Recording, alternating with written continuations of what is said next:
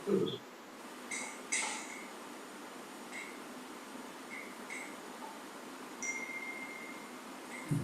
नमो भगवते वासुदेवाय। ओम नमो ओम भगवते वासुदेवाय। वासुदेवाय। ओम नमो भगवते नमो भगवते वासुदेवाय। ओम ओम नमो नमो भगवते भगवते वासुदेवाय। वासुदेवाय। ओम नमो भगवते वासुदेवाय। वासुदेवाय। ओम नमो ओम नमो भगवते भगवते वासुदेवाय। वासुदेवाय। नारायणं नमस्कृत्य नारायणं नारायणं नारायणं नमस्कृत्य नमस्कृत्य चैव नरोत्तमं नरं चैव नरं चैव नरोत्तमं देवीं नरोत्तमम् सरस्वतीं व्यासं देवी देवीं देवीं सरस्वतीं व्यासं सरस्वती व्यासं जयमुदीरये। ततो जयमुदीरये। प्रायेषु भद्रेषु नस्तप्रेषु स्वभद्रेषु भद्रेषु नित्यं भागवत सेवया नित्यं नित्यं भागवते भागवत भागवतसेवया भगवती उत्तमश्लोके भगवते भगवते श्लोके श्लोके ते भवति नैष्टिकी। भक्तिर्भवति भगवती भक्तिर्भवति नैष्ठिकी। नैष्ठिकीम्।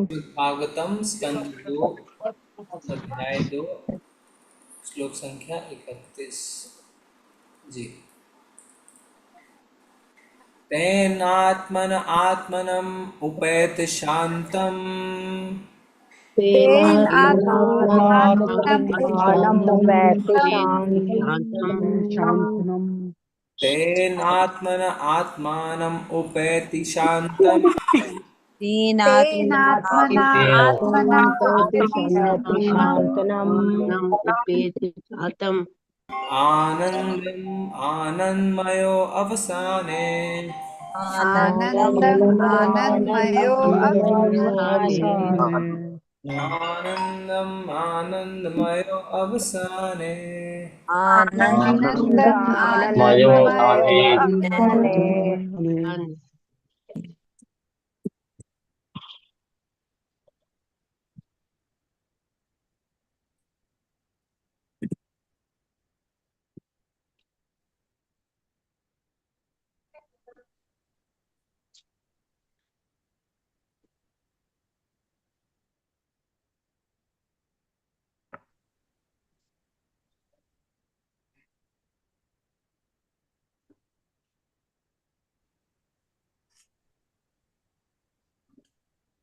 हरे कृष्ण प्रभु जी, आप म्यूट हो गए।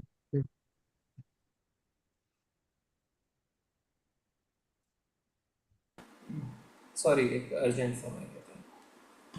फिर से शुरू करते हैं हम।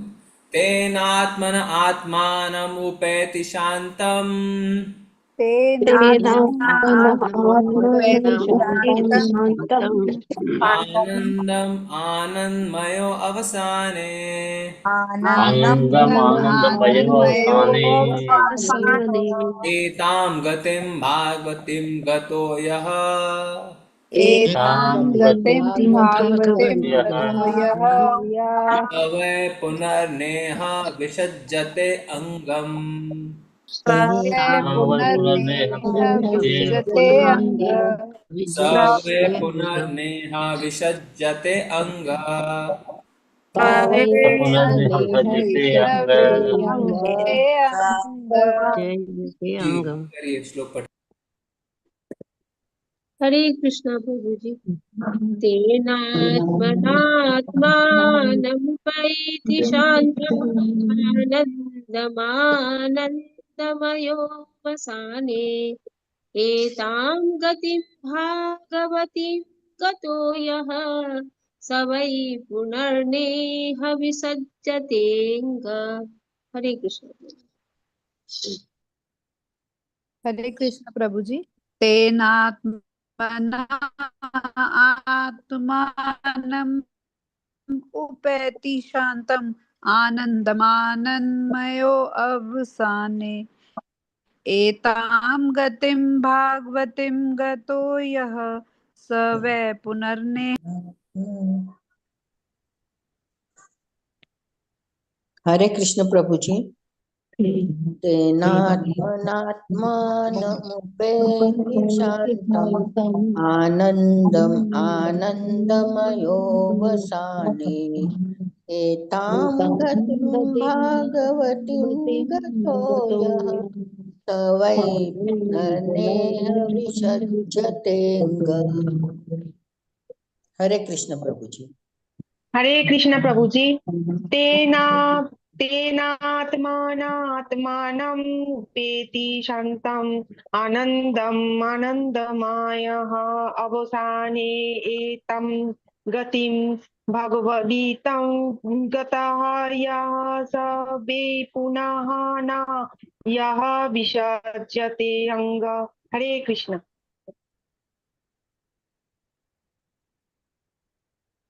हरे कृष्ण प्रभु जी। तेन आत्मनम् उपेत शान्तम् आनन्दम् आनन्दमयो अस्वाने एतं गतिं भगवतीं गतो या सा वे पुनः विसज्जते अंगम। हरे कृष्ण। हरे कृष्ण प्रभु जी, धन्यवाद प्रणाम। तेनात्मातमनुमति शान्तम् आनन्दम आनन्दमयो वसाने एतां गतिं भगवतीं गतो यः स वै पुनर्नेह विसृजितेऽङ्ग। हरे कृष्ण प्रभु जी, धन्यवाद प्रणाम। हरे कृष्ण प्रभु जी। तेनात्मनात्मानमुपेति शान्तम् आनन्दमानन्दमयो अवसाने एतां गति भागवतीं गतो यः स वै पुनर्नेह विसज्जते अंग। हरे कृष्णा।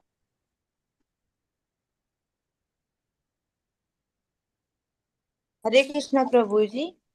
तेनात्मना आत्मनम् उपैति शान्तम् आनन्दम् आनन्दमय अवसाने एतां गतिं भागवतीं गतो यः सा वै पुनर्नेह विष्यते अंग। हरे कृष्ण। हरे हरे कृष्ण कृष्ण। प्रभु जी। सेनात्मना आत्मनम् आत्मनोपैति शान्तम् आनन्द आनन्दमयो अवसाने एतां गतिं भागवती गतो यः स वै पुनानेह विसर्जते अङ्गम्। हरे कृष्ण। तेनात्मनात्मानमुपैति शान्तम् आनन्दमानन्दमयो अवसाने एतां गतिं भगवतीं गतो यः स वै पुनर्नेह विसज्जेतेऽङ्ग।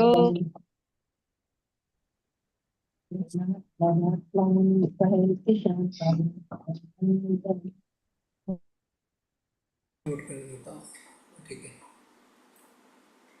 तेन उस शुद्ध आत्मना आत्मा द्वारा आत्मानम परमात्मा को उपैति प्राप्त करता है शांतम शांत आनंदम प्रसन्नता आनंदमय स्वाभाविक रूप से ऐसा होने पर अवसाने सारे भौतिक कल्मश से रहित होकर एताम ऐसा गतिम गंतव्य भागवतीम भक्तिमयी गतः द्वारा प्राप्त यह जो व्यक्ति सह वह वै निश्चय ही पुनः फिर न कभी नहीं यह इस जगत में विसज्जते आकृष्ट होता है अंगः।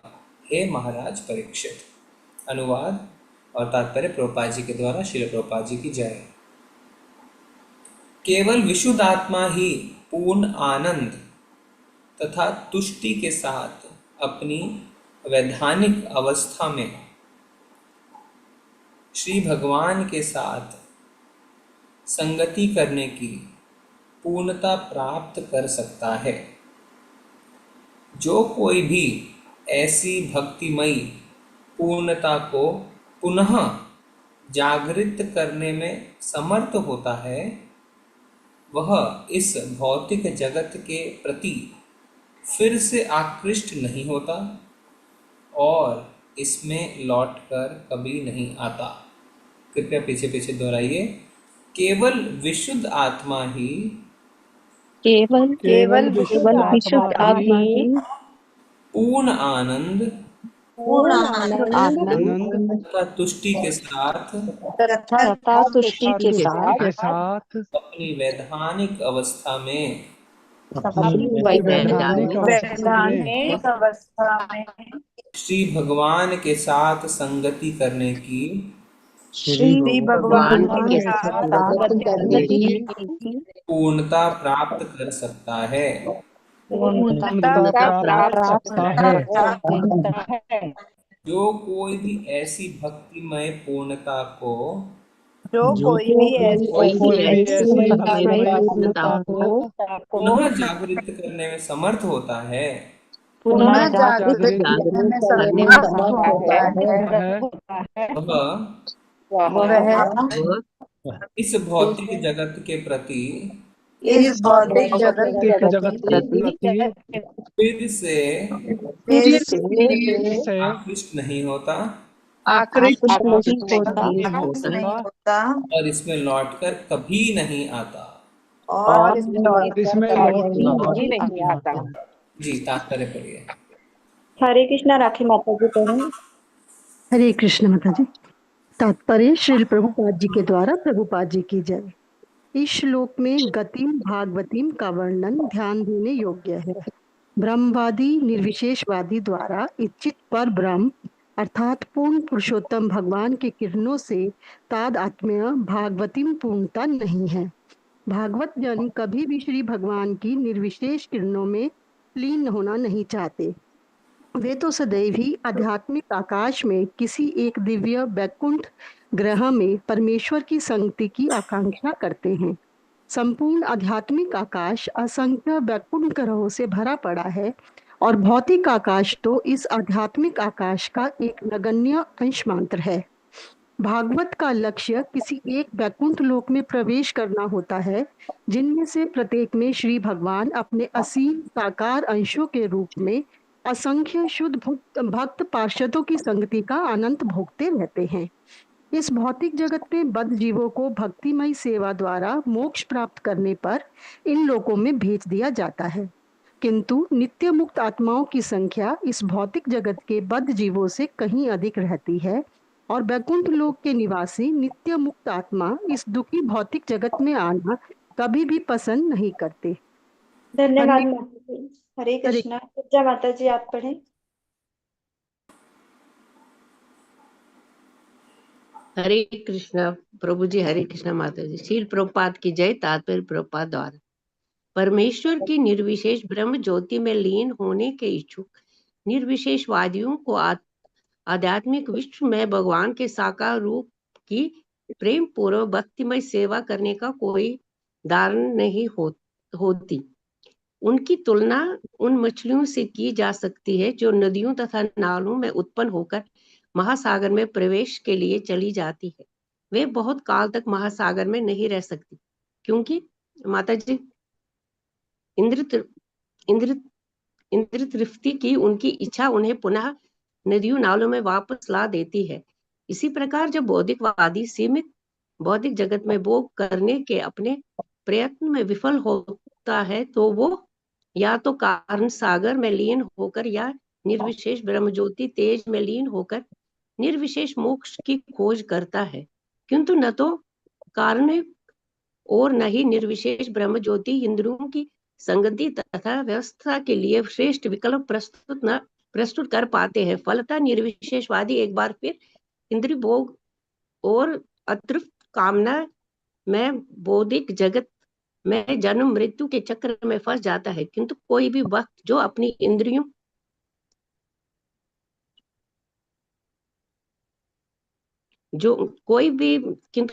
भक्त जो अपनी इंद्रियों को भक्ति में सेवा में लगाकर भगवत धाम में प्रवेश करता है और वहां पर मुक्त आत्माओं तथा भगवान की संगति करता है, वो बौद्धिक जगत की सीमित चार दीवारियों की ओर कभी आकर्षित नहीं होता।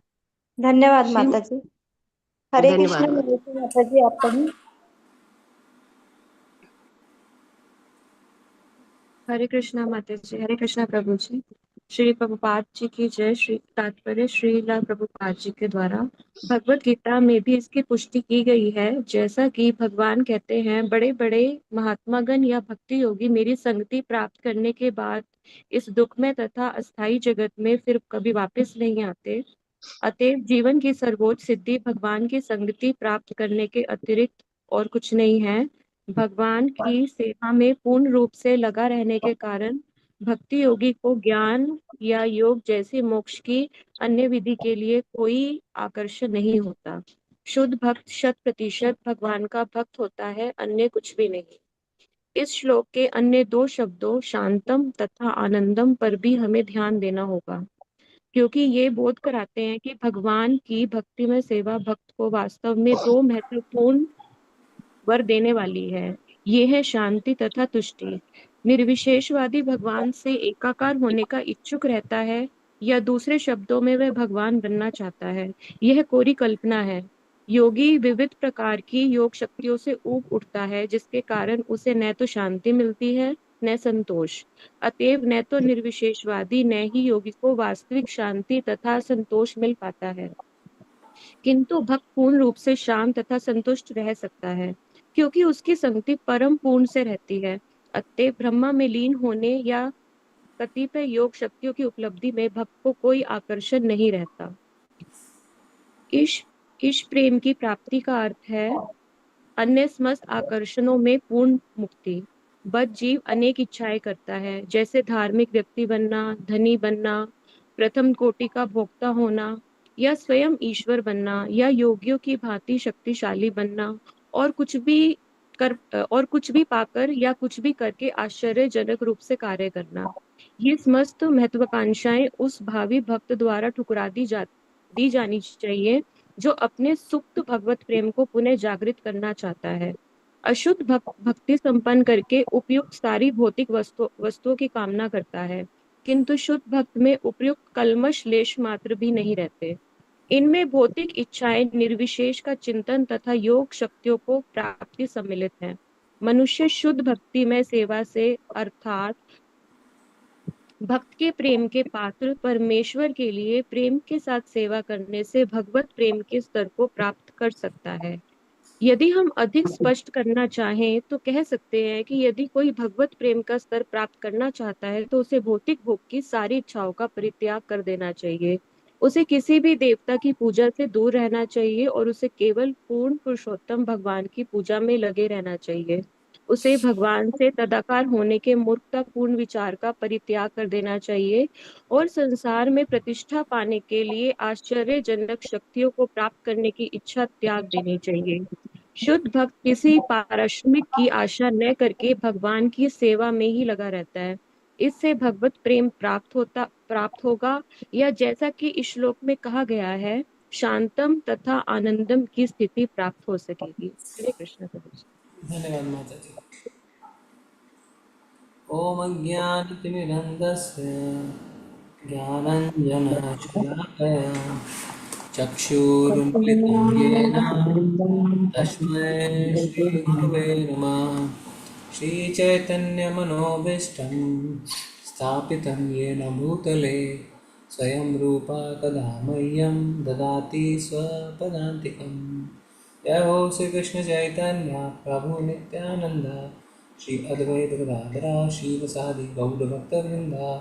हरे कृष्ण कृष्ण कृष्ण हरे हरे, हरे राम राम राम हरे हरे।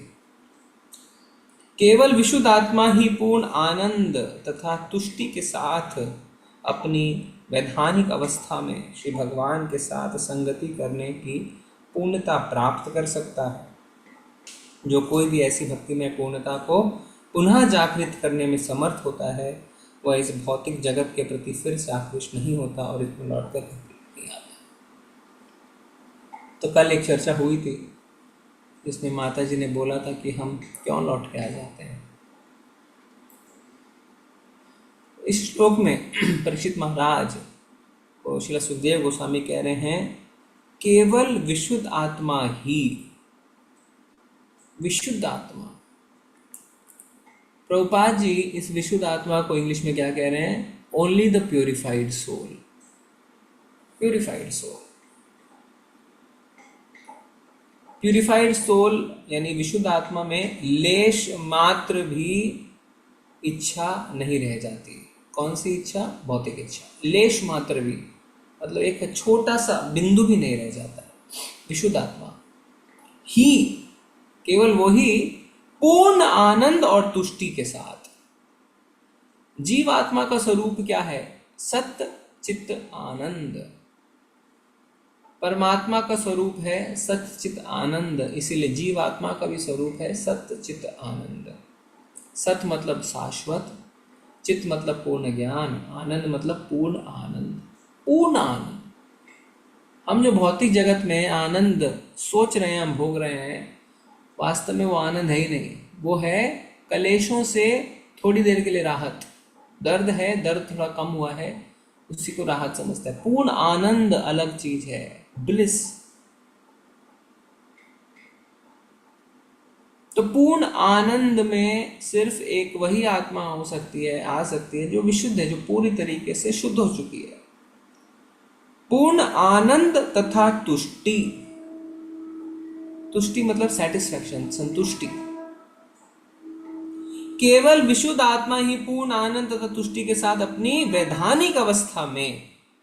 तो एक जीव आत्मा की वैधानिक अवस्था क्या है? क्या है उसकी वैधानिक अवस्था?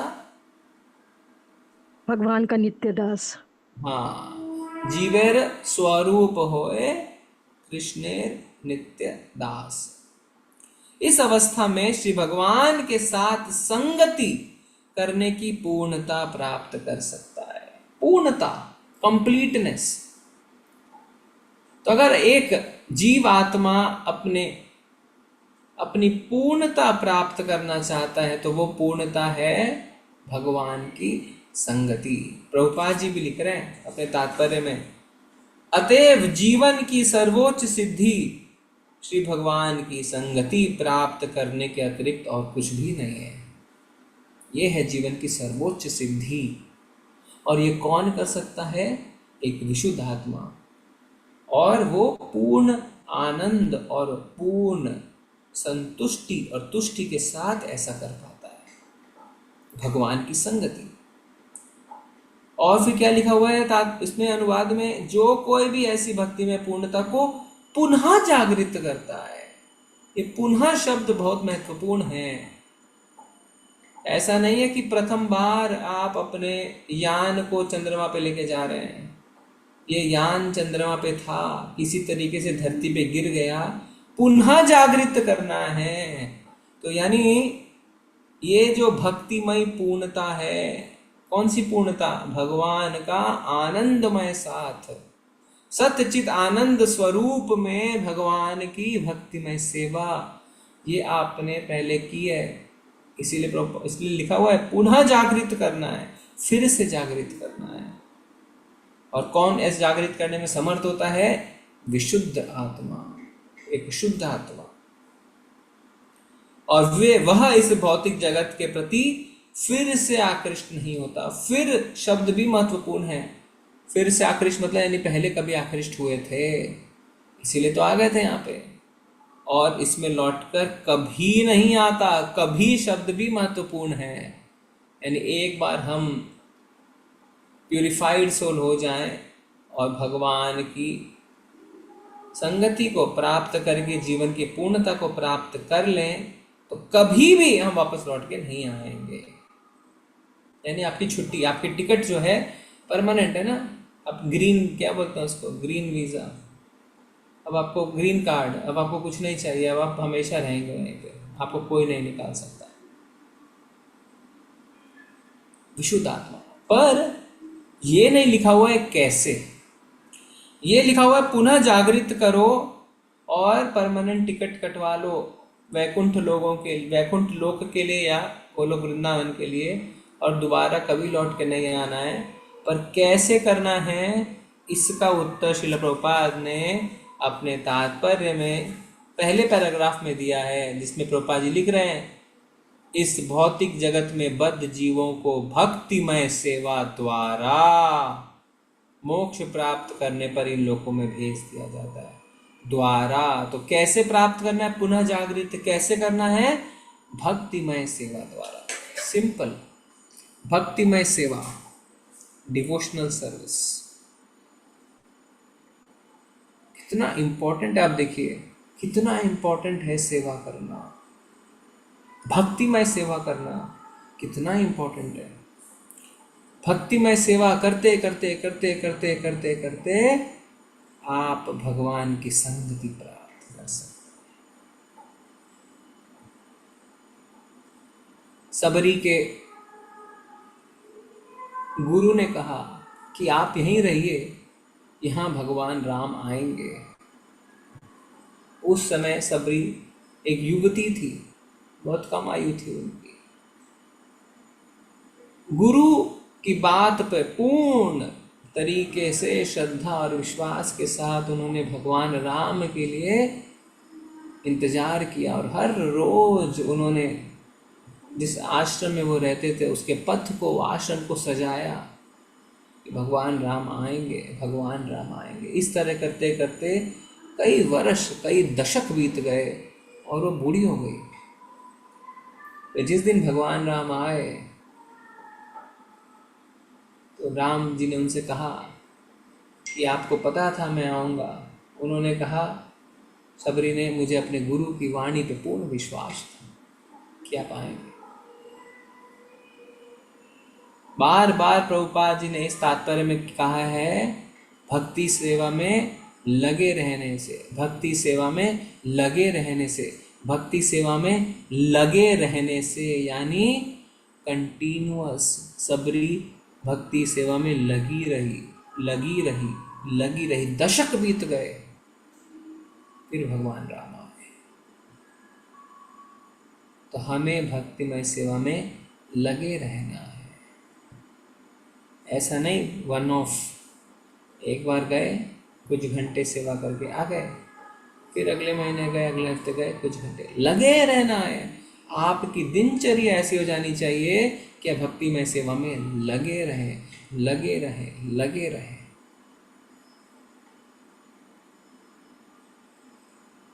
कई बार ऐसी रोचक चीजें पता चलती है कि कई भक्त इस्कॉन के मंदिरों में दशकों से चरणामृत देने की सेवा कर रहे हैं।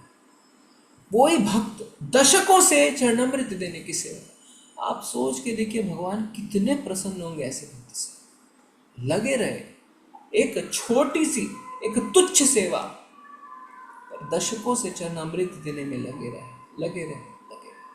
दशकों से पुजारी सेवा में लगे रहे। दशकों से बुक वितरण में लगे रहे।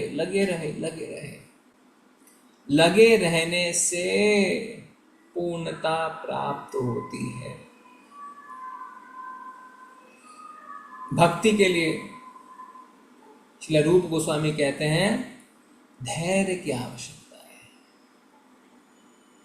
उत्साह, किसी को पता है श्लोक क्या है? आप बताइए। उत्साह धैर्य, उत्साह निश्चय, आगे हरे कृष्ण प्रवर्तनात् संत्याग सत्ववृत्ते सर्वविध भक्ति प्रसिद्ध्यति। उत्साह निश्चयात् धैर्यात्। क्या नहीं करना है वो तुम समझ जाते हैं, संग त्यागत, ठीक है चलो, पर क्या करना है? उत्साह के साथ, हमेशा उत्साह रहना चाहिए। आज हम मैंगलोर में एक दुकान पे गए,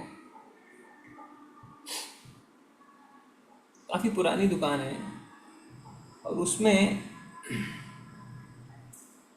ब्रास है ना, ब्रास को शायद कांसा कहते हैं, है ना, उसके एंटीक लुक के कुंडे, हैंडल्स, चिटकनियाँ, हुक इसलिए मिलते हैं, लॉक्स।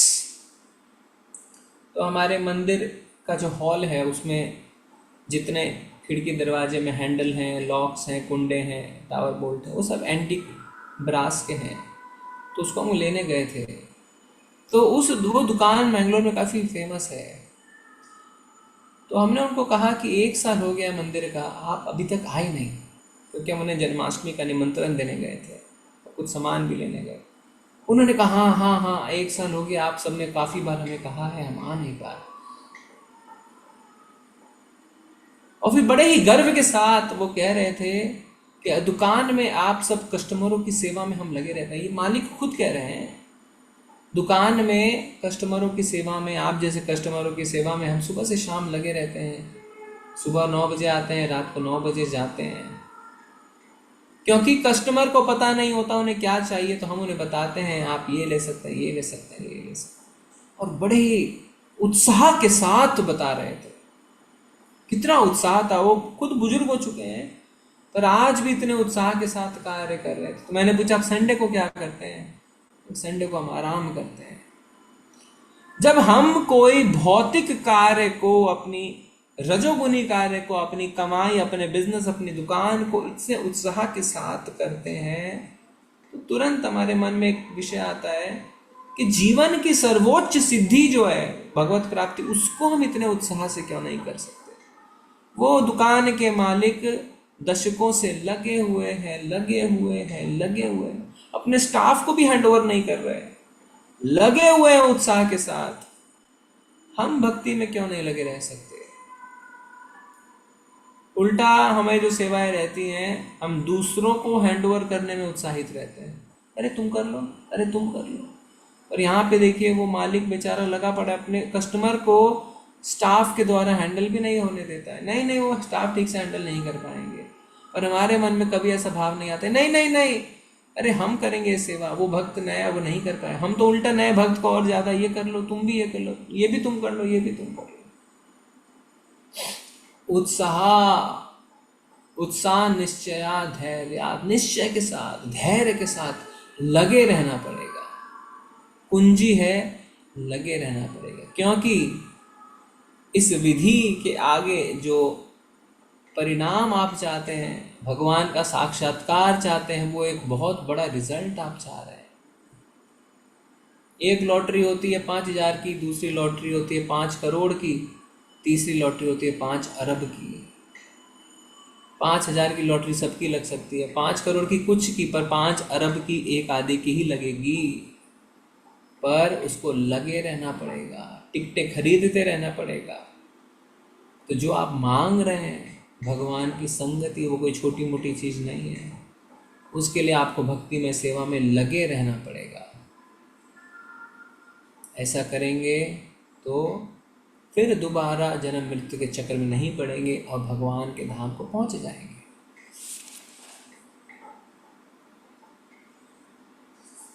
प्रभुपाद जी अपने तात्पर्य में मछली का उदाहरण ले रहे हैं।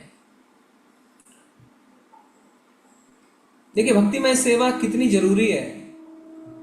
जो निर्विशेषवादी होते हैं, जो ज्ञान और ध्यान के मार्ग पे आगे बढ़ते हैं, भगवान की सेवा नहीं करते, भक्तिमय सेवा में नहीं है, प्रभुपाद जी साफ साफ तात्पर्य बता रहे हैं कि वो अपने भौतिक गतिविधियों से ऊब चुके हैं।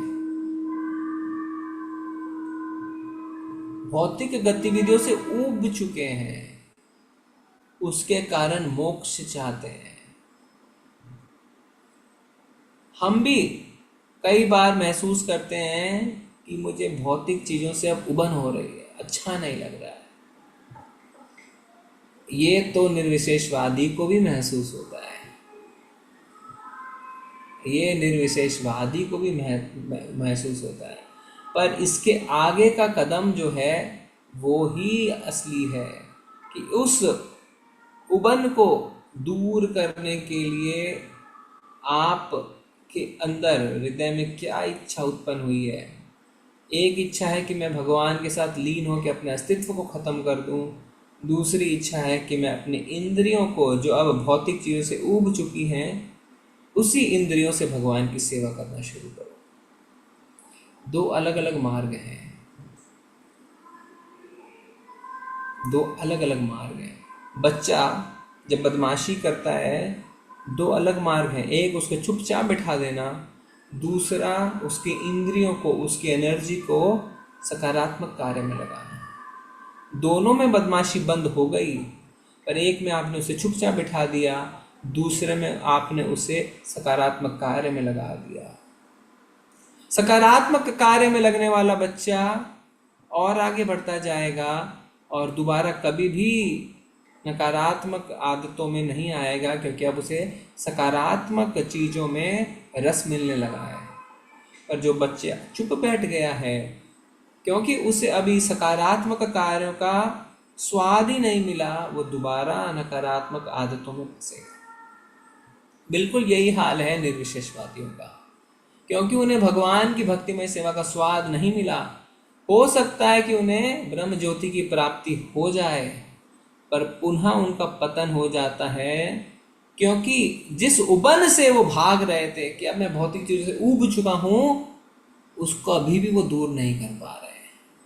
क्योंकि मन के अंदर, प्रभुपाद जी लिख रहे हैं, मन के अंदर भौतिक इच्छा अभी भी जागृत है। भौतिक इच्छा खत्म ही नहीं हुई है। अगर भौतिक इच्छा खत्म नहीं हुई है तो कोई सवाल ही नहीं उठता है कि वो वहाँ पे टिक पाए, उसका पतन होगा ही होगा। अतृप्त कामनाएं अभी भी रह जाती हैं। आपने अपने जीवन में स्वतः महसूस किया होगा, जब हम भगवान के नाम का जप शुरू करते हैं, भगवान की भक्ति में सेवा का पहला कदम उठाते हैं, तो ये जो इंद्र विषय हैं, चाय, कॉफी, सेक्स, चॉकलेट, मीट, मांस, मच्छी, सिगरेट, दारू, इसके प्रति आपका आकर्षण जड़ से धीरे धीरे खत्म होने लगता है। जड़ से मतलब आपके हृदय में अब इनको भोगने की इच्छा खत्म होने लगती है। एक है कि चलो आपने गले में कंठी डाल ली तो अब आप इन सब चीज़ों का सेवन नहीं करेंगे, और दूसरा है सेवन ना करते हुए भी मन में इच्छा रखना। कई बार कई लोग पूछते हैं, हम कंठी डाले हैं पर जब प्याज लहसुन खाएं तो कंठी खोल के खा लें क्या? ये प्रश्न आते हैं। और फिर खाने का दोबारा पहन लें क्या?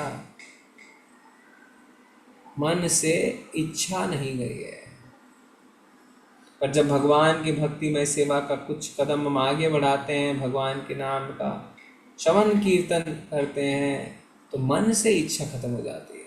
तो बाजू वाला किसी भी चीज़ का सेवन कर रहा हो, आपकी अब जीभ ललाहित ही नहीं होती है, आपकी इच्छा ही नहीं करती है। कितनी अच्छी बात है, आपने स्वतः अपने जीवन में इस बात को देख लिया है। तो अब क्या होता है, वो चीज़ें परमानेंट हो जाती हैं, फिक्स हो जाती हैं, क्योंकि हम आपकी इच्छा नहीं कर रही है। जड़ से चीज़ें खत्म हो गई। और ये शक्ति सिर्फ और सिर्फ भक्ति योग के पास में है, भक्ति योग के मार्ग में है, और दूसरा कोई मार्ग नहीं है जिसमें आपके हृदय की इच्छाएं, भौतिक इच्छाएं खत्म हो पाए, और कोई मार्ग नहीं है। सिर्फ भक्ति मार्ग ही ऐसा है जिसमें ऐसा हो सकता है, जिसमें वैराग्य आता है, असली वैराग्य, ऊपरी स्तर पे नहीं, असली वैराग्य आता है। कैसे आएगा? भक्ति में सेवा में लगे रहने से, लगे रहने से, लगे रहने से। तत्त कर्म प्रवर्तनात्। आचार्यों ने कहा है 16 माला करो, 16 माला करते रहने से, करते रहने से, करते रहने से, भगवान को भोग लगाते रहने से, लगाते रहने से, लगाते रहने से, इस तरीके से आप भगवान की संगति को प्राप्त कर सकते हैं।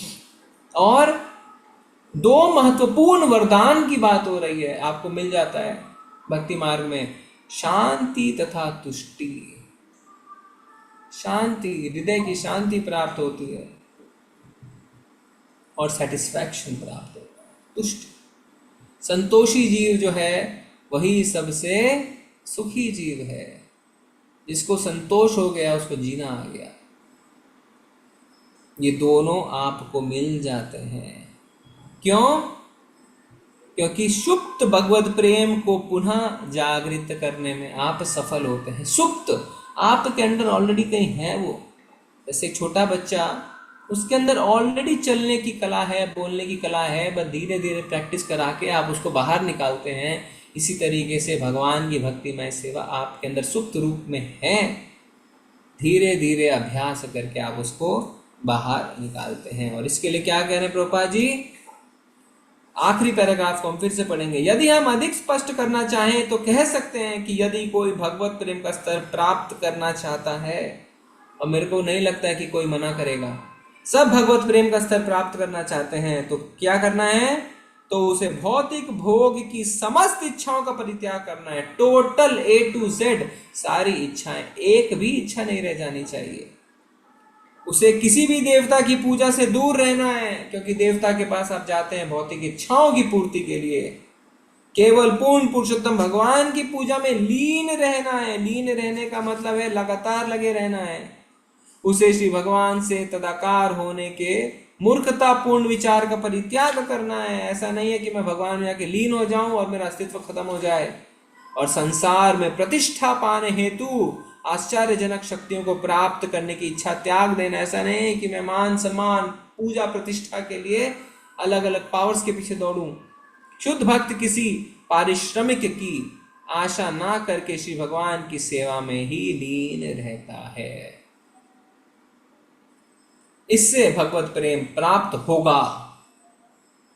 देखिए प्रभुपाद जी लिख रहे हैं इससे भगवत प्रेम प्राप्त होगा, ऐसा नहीं लिख रहे हैं इससे भगवत प्रेम प्राप्त हो सकता है, ऐसा नहीं लिख रहे हैं। May be, may not be, नहीं, होगा, श्योर, 100%। या जैसा कि श्लोक में कहा गया है, शांतम तथा आनंदम की स्थिति प्राप्त हो सके। तो प्रभुपाद जी ने फॉर्मूला हमें दे दिया है। अभी हमारे ऊपर है कि हम उस फॉर्मूले को अपने जीवन में उतारें कि ना उतारें। इसी विचार के साथ आज की कक्षा, आज के डिस्कशन को हम खत्म करते हैं। आप सबका जुड़े रहने के लिए बहुत बहुत धन्यवाद। अगर किसी का कोई प्रश्न है या कुछ ऐड करना चाहते हैं, कुछ जोड़ना चाहते हैं, प्लीज करिए। हरे कृष्णा।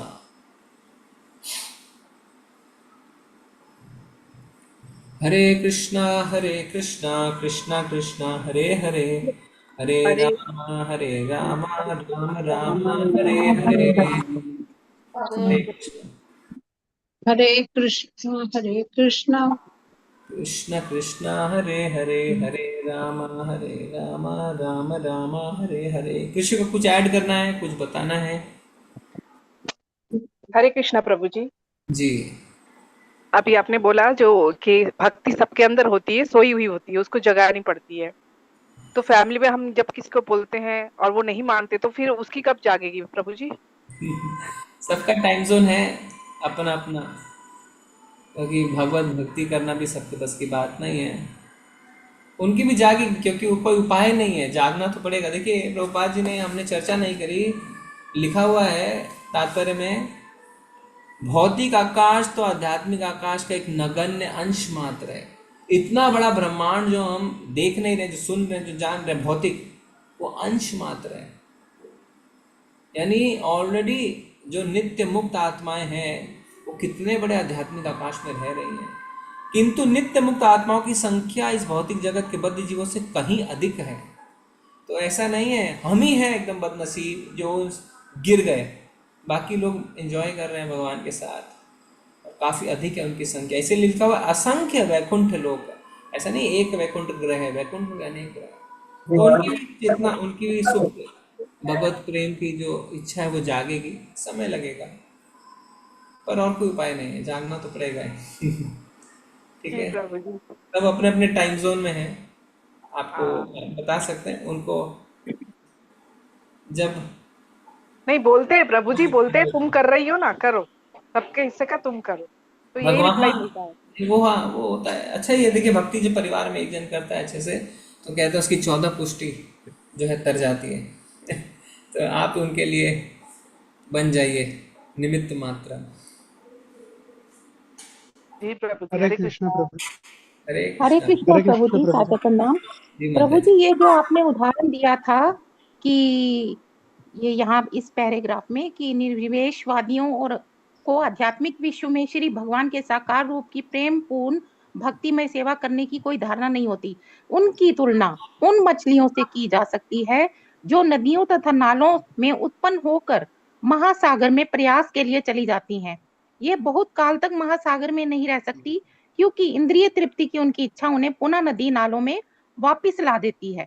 तो प्रभु जी इस उदाहरण को ही हम दोबारा से मतलब समझना चाहते हैं कि इसका मतलब हुआ कि कई शुद्ध भक्त जो होते हैं जो भगवान की भक्ति में आगे बढ़ते जाते हैं लेकिन एक स्थिति में आकर वो भी भटक सकते हैं, मतलब अपनी नहीं, इस भक्ति से शुद्ध भक्तों की यही बात कारण। नहीं हो रही है, ये निर्विशेषवादियों की बात हो रही है। जी प्रभु जी यही समझना था, निर्विशेषवादी। हाँ, उनकी बात हो रही है कि जो मतलब निर्विशेषवादी वो अपनी भक्ति से नीचे गिर सकते हैं अगर उनमें इंद्रिय तृप्ति की इच्छा फिर से जागृत हो जाए तो। देखिए, निर्विशेषवादी भक्ति नहीं करते। सबसे पहला भक्ति का अर्थ है वो अध्यात्म के पथ पे हैं पर भक्ति के पथ पे नहीं है, वो ज्ञान और ध्यान के पथ पे हैं। ठीक है, अगर वो भक्ति करेंगे, भगवान की सेवा करेंगे तो फिर ये नहीं होगा, क्योंकि वो भगवान की सेवा में परम आनंद उठा रहे हैं। पर जो ध्यान और ज्ञान के मार्ग में हैं, जो ब्रह्म ज्योति में लीन होना चाहते हैं, उनके लिए बता रहे हैं ब्रह्म ज्योति में लीन होना मतलब मछलियां नदी नालों से निकल के महासागर में चले जाएं। पर वो वहां पर टिक नहीं पाते हैं ज्यादा दिन महासागर में, ब्रह्म ज्योति में, क्योंकि उनके इंद्र तृप्ति की इच्छा अभी भी है। मतलब इच्छा नहीं गई। ऊपर ऊपर से मैं गुलाब जामुन नहीं खाऊंगा, मैं आइसक्रीम नहीं खाऊंगा, मैं मांस मच्छी नहीं खाऊंगा, ऊपर ऊपर से है, पर बाद में क्योंकि अंदर से इच्छा खत्म नहीं हुई है जड़ से, वो उसकी ओर भागते हैं, यानी वापस नदी नालियों में चले जाते हैं। ऐसा बता रहे हैं। ठीक है जी प्रभु, हरे कृष्ण, हरे कृष्ण धन्यवाद प्रभु जी। हरे कृष्णा प्रभु हरे जी। कृष्ण प्रभु जी। माता जी। प्रभु जी मेरा प्रश्न ये है कि ये डिसाइड ना कर पा रहे हो कि कौन से गुरु से दीक्षा लें, तो कंफ्यूजन हो तो कैसे प्रभु जी? देखिए, इसमें शास्त्रों थोड़ा में मार्ग लिखा है कि आप जिस गुरु से भी दीक्षा लेना चाहते हैं उनके बारे में, उनकी क्लासेस हैं, वो 1 साल तक सुने और देखें किसके प्रति आपको आकर्षण हो रहा है। खाली उनका नाम जान लेने से, उनकी छवि देख लेने से आपको नहीं पता चलेगा। आपको उनके प्रवचन सुनने होंगे, उनके कीर्तन का हिस्सा बनना पड़ेगा, तब आपको समझ में आएगा। उनके भक्तों से मिलना होगा, उनके शिष्यों से मिलना होगा, तब आपको समझ में आएगा और आपको जवाब मिल जाएगा कि आप कौन से गुरु को धारण करना चाहते हैं। ठीक है जी प्रभु जी। हरे खाली फोटो देख लेने से थोड़ी ऐसा होता है, उनकी क्लासेस सुननी पड़ेंगी आपको, उनके शिष्यों को देखना पड़ेगा, उनकी क्वालिटीज देखनी पड़ेंगी। ठीक है जी प्रभु जी। हरे कृष्णा प्रभु जी। जी प्रभु माता जी एक प्रश्न था, क्या हम भक्ति मार्ग में आगे बढ़ रहे हैं, कोशिश कर रहे हैं, तो परफेक्शन तो आती ही नहीं है कभी, लेकिन कोशिश कर रहे हैं, और जैसा आप बोलते हो कि भक्तों में क्या ऐसे ऐसे लक्षण हो, या प्रभुपाद जी जैसे कहते हैं ऐसे लक्षण थोड़े थोड़े फील होते, पर हम अपने को भक्त कह नहीं सकते हैं। लेकिन 1 कदम चलते हैं तो 4 कदम पीछे भी, जैसे गृहस्थ जीवन में 1 कदम आगे चलते कोशिश करते, फिर 4 कदम पीछे भी आ जाते हैं, फिर कोशिश करते हैं, फिर आगे वहां पहुंचते हैं। फिर तो मुझे लगता है तो ऐसे ऐसे से करते करते तो पूरा जीवन ही खत्म हो जाएगा, हम तो कभी पूर्णता प्राप्ति नहीं कर पाएंगे प्रभु जी। जी जी, बिल्कुल अच्छे भाव में आप हैं। भक्त का हमेशा यही भाव रहता है कि मैं आगे बढ़ ही नहीं पा रहा हूँ। कभी भी भक्त ये नहीं सोचता है कि मैं तो आगे बढ़ गया हूँ।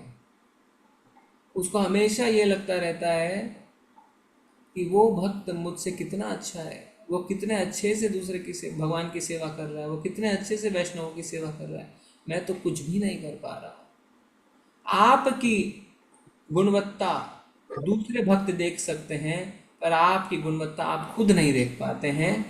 ये भक्ति में आगे बढ़ने की भी निशानी होती है, क्योंकि वो अपने आप को हमेशा तुच्छ समझता है, हमेशा सोचता है मैं अच्छे से कार्य नहीं कर पा रहा हूँ, मुझे और अच्छे से करना है। और जिस दिन आप सोचने लगे मैं तो अच्छा हूँ, हाँ चलो मैं सीनियर बन गया हूँ, उस दिन बल्कि आप पीछे आना शुरू हो जाते हैं। तब नहीं जब आप सोच रहे हैं मैं कुछ नहीं कर पा रहा हूँ। ठीक है जी प्रभु जी, बहुत इस स्थिति में बहुत रोना भी आता है, बहुत मतलब अपने आप को असहाय सब महसूस होता है। फिर भगवान की कृपा से फिर कोई लेक्चर अच्छा आपका ही सुन लिया, या किसी भी का हो गया, मंदिर चले गए, तो थोड़ा मिलता है, लेकिन वो मतलब कंटिन्यू नहीं हो पाता है, तो नहीं ये कर पाते, कोशिश एक कर बहुत रहे ही हैं। एक बहुत ही अच्छा पोस्टर आया था, इसमें लिखा था,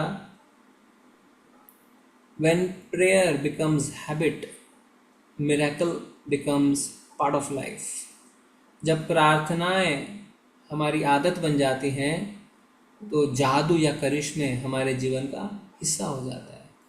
तो हर पल हर क्षण अगर आपके मन में भगवान की सेवा की तीव्र इच्छा है, प्रार्थना करते रहिए, भगवान से प्रार्थना करते रहिए हर समय, भगवान मैं क्या करूं, मेरे को आपकी सेवा करने की इच्छा है, गृहस्थ में इस तरीके से मैं फंस गई हूँ, कुछ करती हूँ तो पति ऐसे कहते हैं, कुछ करती हूँ तो सास ससुर ऐसे कहते हैं, समय नहीं है, खाना भी बनाना है, बच्चों का टिफ़िन भी पैक करना है, मैं क्या करूँ, मेरी मदद करिए, है ना। प्रार्थना करते रहे, हर समय प्रार्थना करते रहिए, हर क्षण।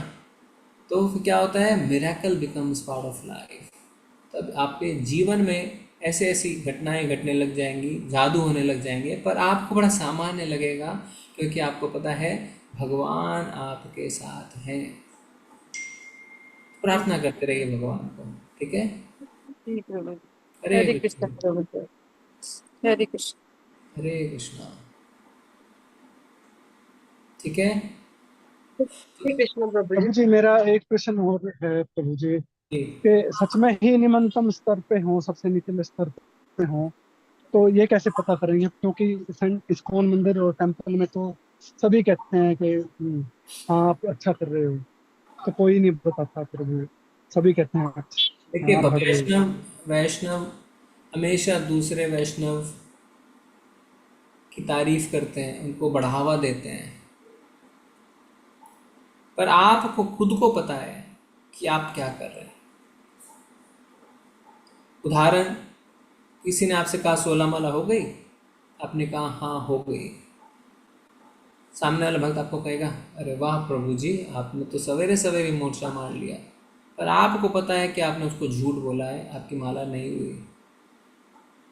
कहने का तात्पर्य क्या है, आपको ही पता है आपने कहाँ कन्नी काटी, कहाँ झूठ बोला, कहाँ फांकी मारी, कहाँ मन से कार्य नहीं किया, कहाँ कोई नहीं देख रहा था इसलिए पूरी तरीके से सेवा को ख़त्म किए बिना निकल गए।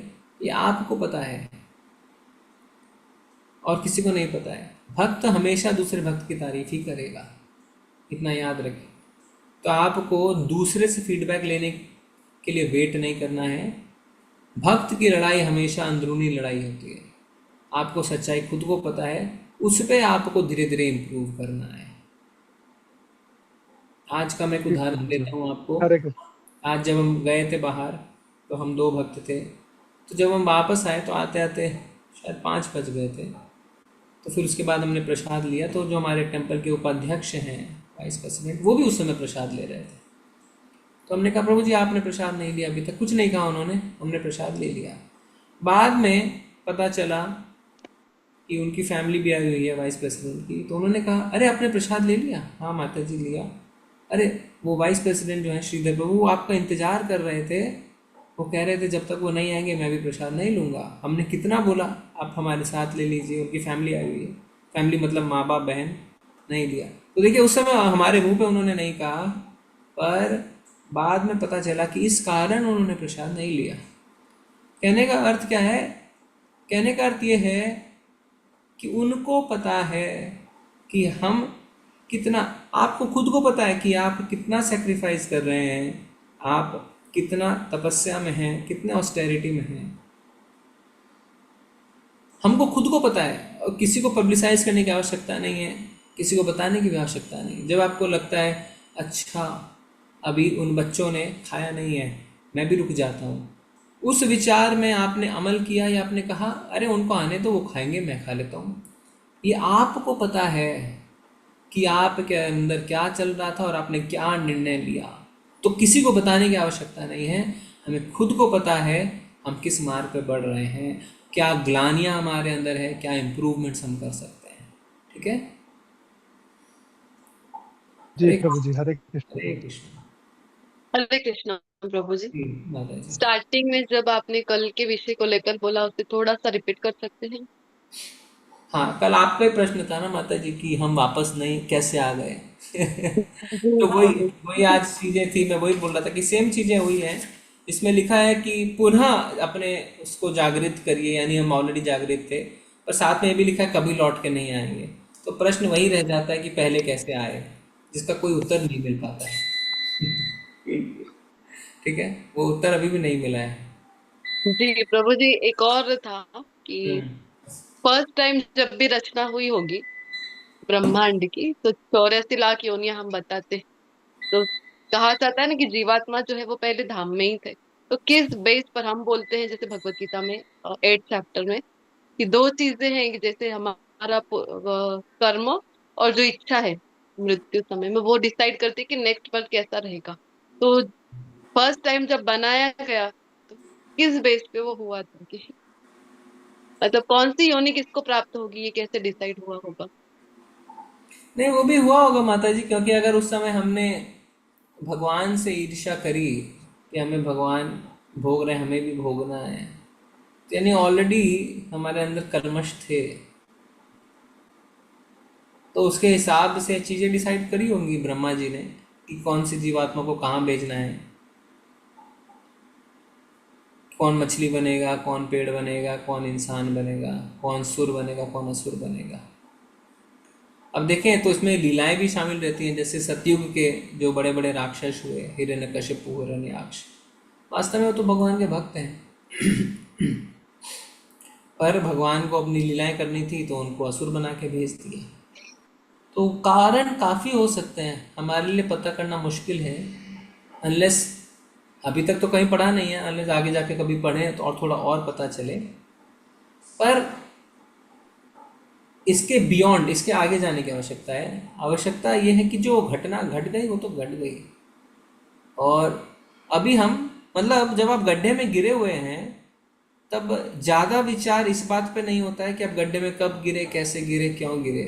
ज़्यादा विचार इस बात पे होता है कि आप गड्ढे से निकलेंगे कैसे। हाँ ठीक है, वो विचार आता है, पर उस पर ज़्यादा विचार करके फ़ायदा नहीं, क्योंकि ऑलरेडी आपने अपने आप को गड्ढे में पाया।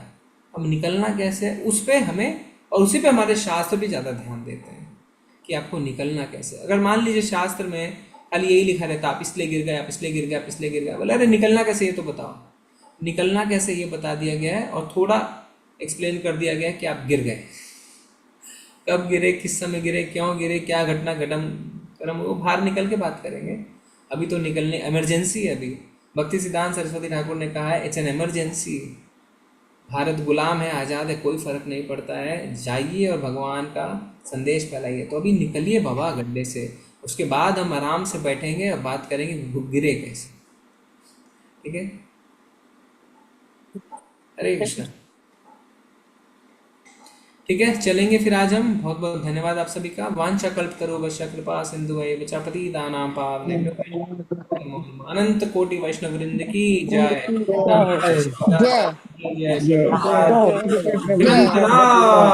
श्रीमद् भागवत की जय। हरे कृष्ण प्रभु जी, कृष्ण प्रभु जी, धन्यवाद। प्रभु जी।